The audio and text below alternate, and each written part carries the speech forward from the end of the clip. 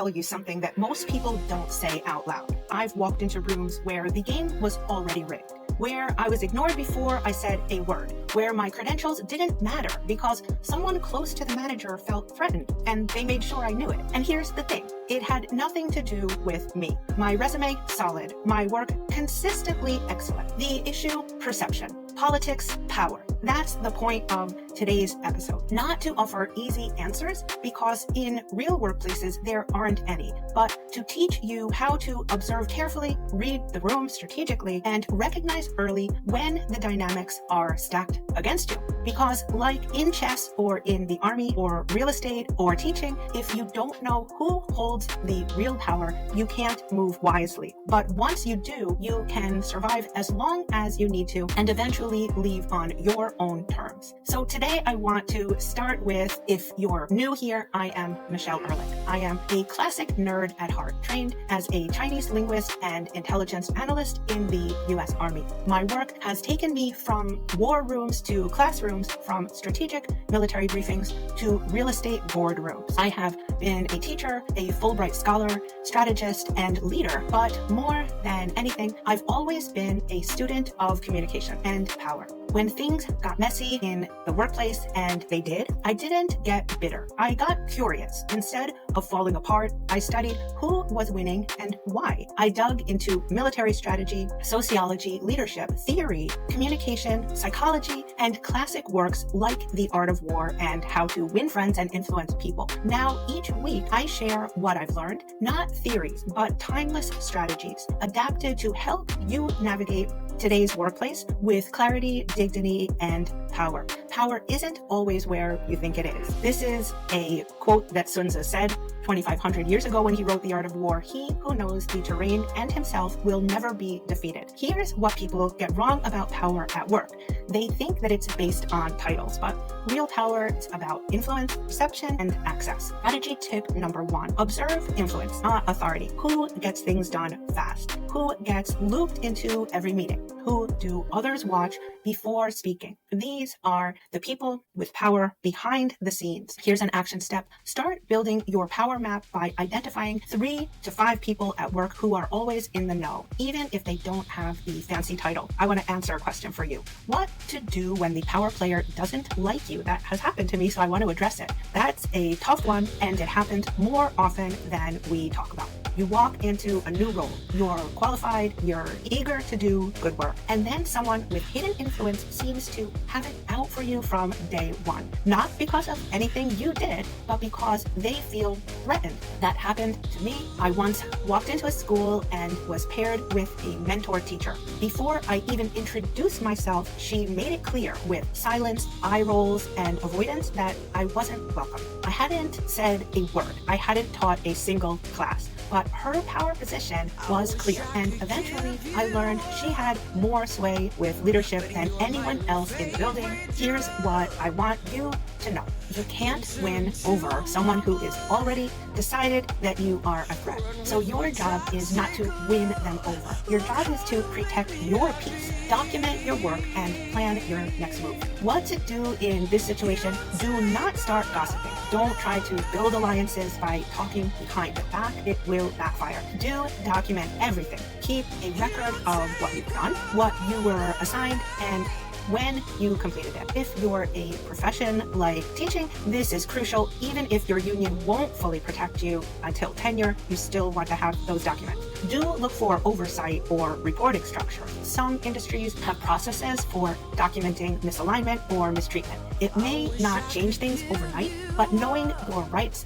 matters. Do activate your external network. Start quietly reaching out to previous mentors, supervisors, or connections about potential opportunities. Sometimes the smartest move is planning your exit while doing your current job to the letter. Do not blame yourself. This isn't happening because you aren't good. It's often happening because you are excellent and someone feels insecure or exposed next to you. Do not let pride get in the way of your paycheck. It's tempting to walk out or stand up in ways that satisfy your ego, but remember, this is a long game. Sometimes surviving a toxic situation without being broken by it is a bigger win than a public confrontation. And finally, don't let them make you question your worth. Their narrative is not the truth. If you're doing your job well, their perception is not your identity. I stayed in that school where they shunned me from the first day for 2 years. I never stooped to her level. I did my job quietly, precisely, and professionally while building a plan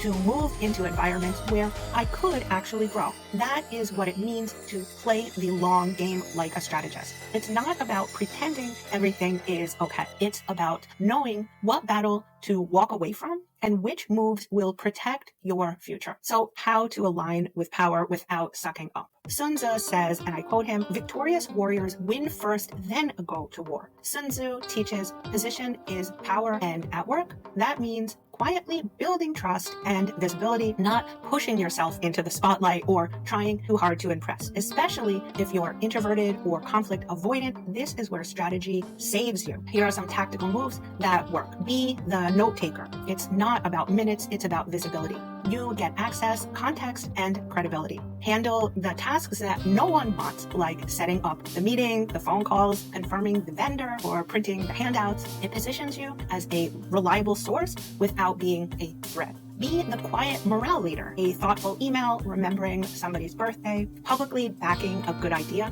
People trust you more than the self-promoters. Support rising power. If someone is clearly moving up the ranks, support their goals early, quietly. They'll remember who believed in them when no one else noticed. Here's an FAQ. Won't I look like a pushover if I do these small tasks? Not if you do them strategically. You're becoming essential, not invisible. What if I am introverted and I don't want to schmooze? Great. Strategic communication isn't about being chatty. It's about being useful at the right moment. So what if someone else already has the ear of the leadership? Observe, learn, then bring a different value. You're not replacing them. You are adding your own kind of power. How to build your power map. This is Sun Tzu's strategy.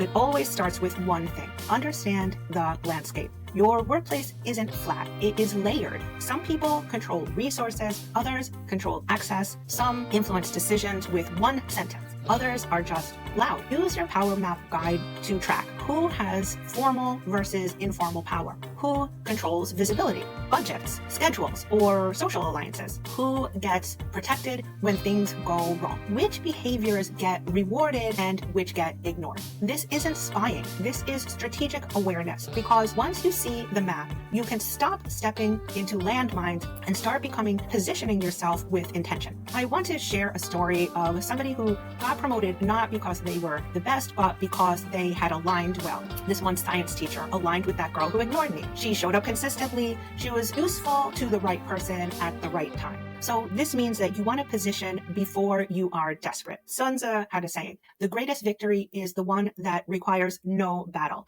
You don't want to scramble when you need something. You want the people around you to already think she is the obvious choice, or he. That means building strategic relationships long before you need to cash in the favors. It means thinking ahead, like a chess player or like a skier scanning the whole mountain, not just the slope in front of them. Positioning isn't desperation, it's preparation. So here is my call to action. This week, take a step most professionals never do. Download your free Power Map Guide below. Inside, you'll learn how to track real power dynamics in your workplace, align without ego or manipulation, protect yourself from bad politics and bad bosses. Decide, should I stay and survive or start planning my exit? Because sometimes you're not failing, you are just in the wrong room. Subscribe if you are ready to stop being overlooked, outmaneuvered, or underappreciated. I will be sharing weekly strategies from history's best minds